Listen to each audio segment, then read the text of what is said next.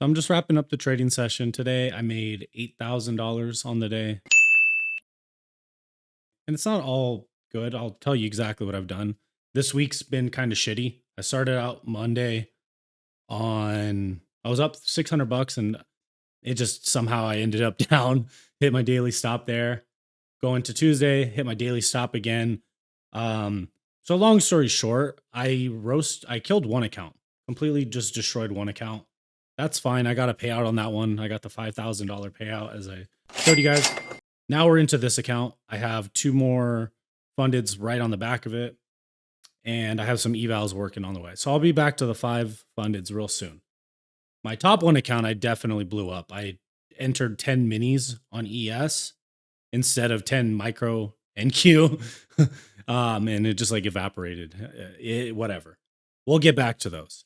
But I do want to talk about this right here. This right here. It's an award, right? But it's not any award. I have probably 20 of these. This is actually my first powerlifting award ever from 2016. And you can see right here my weight class and the weight lifted. So for the squat, bench, and deadlift, 1,000 pounds. It took almost 10 years to get from a 300-pound squat to a 600-pound squat, right? I think it was like 6 years for the squat. But the deadlift to double that, yeah. I mean, I pulled in 2022 or 2023 was 800. It takes time, and I had nothing but time back then. This was my everything. Powerlifting was all I wanted to do. It was all I could think about, just everything I did every single day was about powerlifting. I love powerlifting more than I love myself, more than I love life. I didn't care if it cost anything. If it hurt me, it was an obsession that I had. And it was a way for me to push myself, but also feel like I was doing something to be seen. And that's really important when it comes to trading, when we get into what we're going to talk about today. That type of reckless pursuit of growth, it's an asset to have, but with trading, there's a lot more delicacy to it. It has to be finessed. You cannot swing the hammer harder and expect more of an outcome when things are fragile like they are in trading. I spent so much time unlearning all of those habits and core beliefs that I had about powerlifting and my previous experience with wrestling and various sports when I was younger, of just it doesn't matter if it hurts, it doesn't matter if you're tired, you just keep going, you keep pushing. That is the biggest thing in the beginning I had to unlearn, because I thought that by just grinding, right? You hear it all over the place, grind, grind, grind, that it somehow gets you further. But if we take a minute and look at my results for this week, we can see that the harder you grind on something on these charts, you just wear it out. Today's trade, I made $8,000. I just told you. It was easy. It wasn't like a struggle, really. You know what is a struggle, though? Trying to make that trade happen before it's ready. Like, I'll tell you, honestly, I've been expecting this downside move to happen all week. I've been expecting it to happen since the beginning of the week.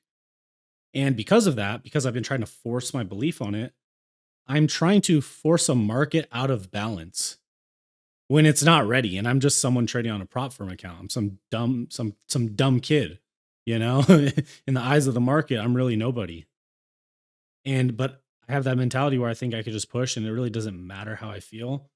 And it's counterintuitive, you know. Some people have it more natural to them where they're like able to digest this type of info.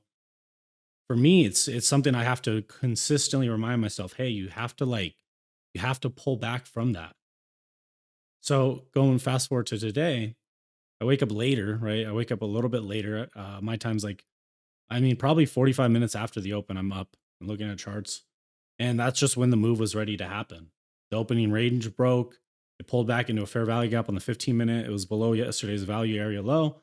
And I just executed the short. It took me, I got to like minus 1,400.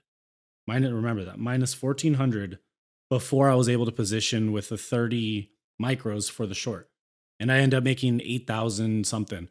It really should have been $10,000, but the problem is with that kind of size, like, you know, you might mess up on an order on the exit. And those are inches. But then when you have to go back to little size to try to like make the extra to clean it up, it turns into miles. So it really gets hard to, it's like a rounding error. I don't know how else to put it. That extra 5 points with 30 micros really does a lot. And I just had my limit a little bit off. It hit the move. Like it did what I thought it would, but I just wasn't in the right exit. So that's besides the point. I've spent a lot of time really trying to force results when I already know how to trade. I already know what I'm doing. I know what I'm looking for. But it's that internal sense of feeling like I'm not doing enough, or I'm not taking it serious when I do take it easy, right? So I'm hardwired to believe that if I took a day off and relaxed, like that's the scariest thing in the world for me. What am I supposed to do? What do you mean I'm not supposed to do something? It's something that is very hard for me to understand, and that's not because it's not because of anything other than just an internalized belief system for my whole life of just thinking that I need to do to be important. I need to excel. I need to win. So that I can just quiet the voice. If you get what I mean, you get what I mean. But you have to unlearn that stuff. Otherwise, you're going to face the same problems that you have always faced with these charts, because the chart is really nothing but a reflection of you. There is no bad price action. It's really the thing that's bad is that you were trading it, that you were messing with it, or you were doing too much, or over managing it, or you weren't accepting the risk, or you're trying to force the outcome, or you're delusional about the outcome. There's a lot that goes into the lenses that color the market the way that we see it. It could be good, bad, ugly, right? It could be any of those things that are going to dictate what you see in the charts. So this week, again, I have a good read on the market. I'm just trying to force it a little too early. It's not nothing I don't know, but it's one of those things where when you're trying to push the numbers, you're either going to push the size or the distance, right? Those are the only two factors that you have with the market. You either aim for further or you aim for bigger with your positioning. And multiple times this week, this was just what happened because it was in a little bit of a range before it sold off. I would be up, right? I'd be up a good amount and I would just get jammed back on me. And I'm like, I just wasn't able to accept that I needed to take profit at the levels that I was rejecting. So that's basically where I've messed up this week. I'm sure you've done something very similar, or maybe you have the opposite problem. I know I did when I started. I would always take it too soon. Now it's like I want the trade to go as long as possible. I want it to go as far as possible. So I'm not selling it until I have to. And it's just resulted in some break even trades this week. It's frustrating, but hey, my goal here is just to kind of share with you the reality of it, right? So you saw last week, $5,000 payout. That's great. This week, washed one account and one account with profit, right? So had like three total. Now I have two total right now. So like I've got one back. Um, but only one of them had like serious profit. I only had 5 grand in it. So it's not like the end of the world, but it's not something you want to continue to do. So I'll tell you my game plan for this account right here. We're up 8 grand. I don't know if I'll put it here again. 8 grand. The idea is you get that to max 10,000, right? Like, so you get the $5,000 payout. I just need 4 more days of $150. So even if I just go in there, bang, bang, bang, bang each day, $100, even if it's like a 0.4R, just have it at the 170 or 150 mark, whatever it needs to be. Let it bang, leave it alone, right? That's the most optimal way to turn trading into a cash flowing business. You get the first payout out and then you're good. And then you have a fresh account basically.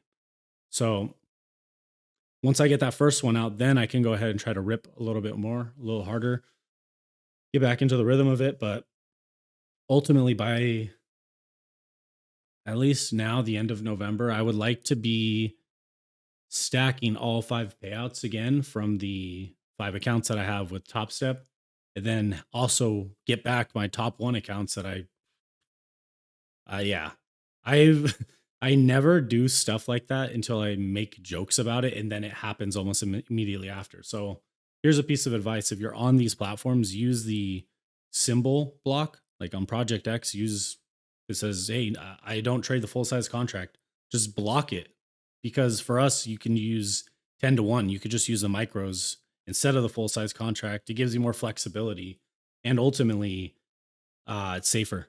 It's safer. You're not going to accidentally put on 10 times the size you would have, because that's what happened. I put on like 10 or 15 times more size than I wanted to.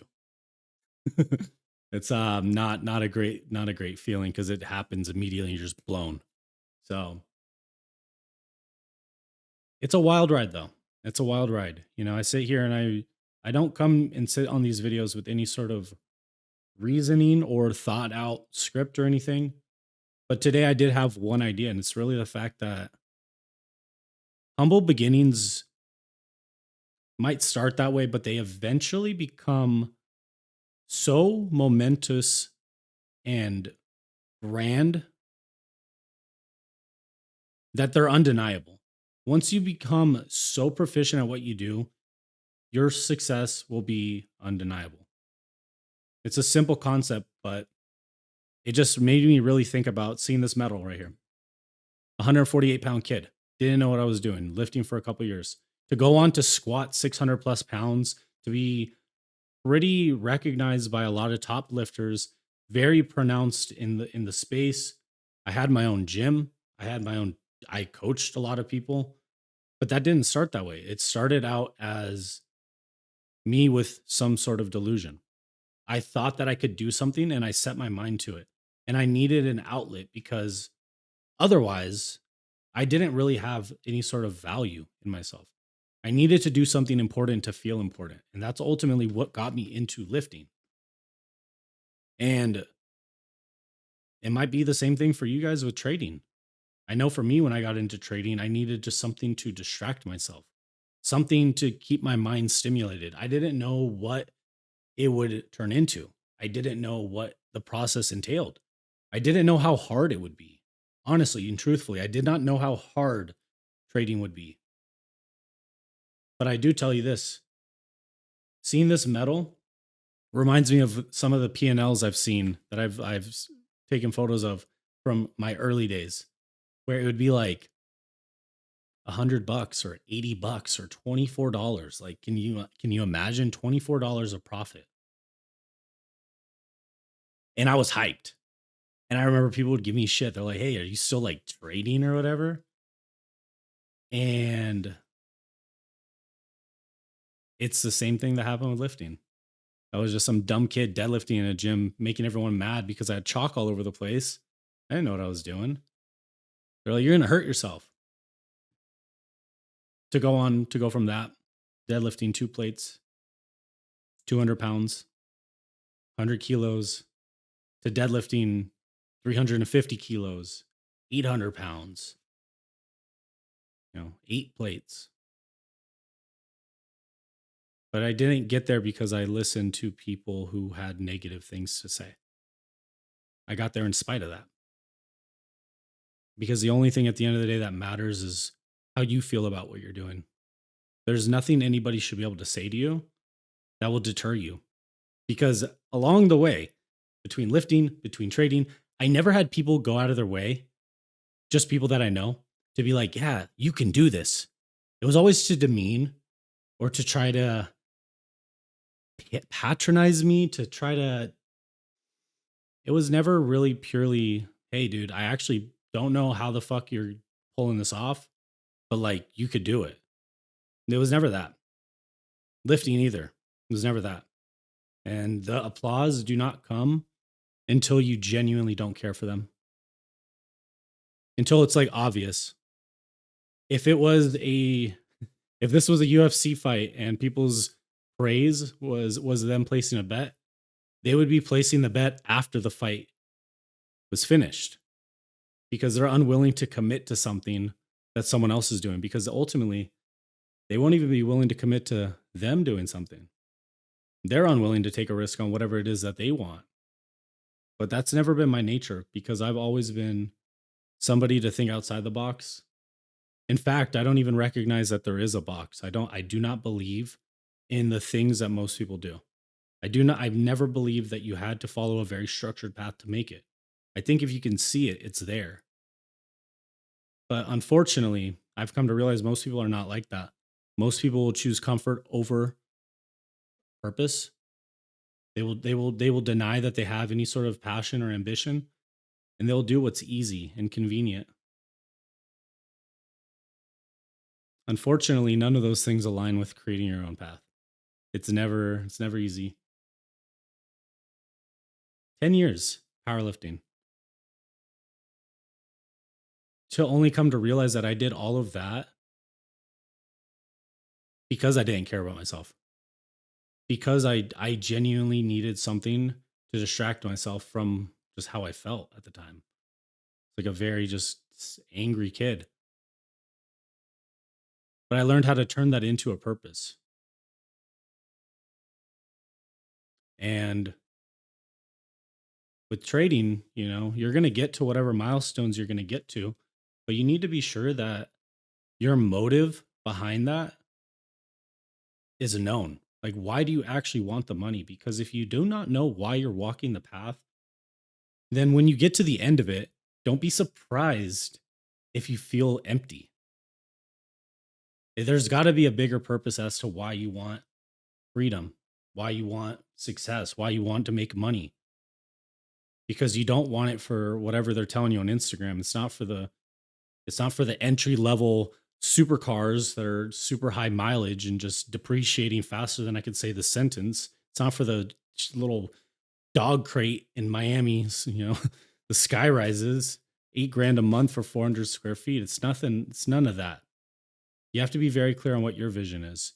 Because if your idea of success is marketable and it's easily consumed, you can be told that this is something important to have. It's not going to stick. Your idea of freedom needs to be so unique to you.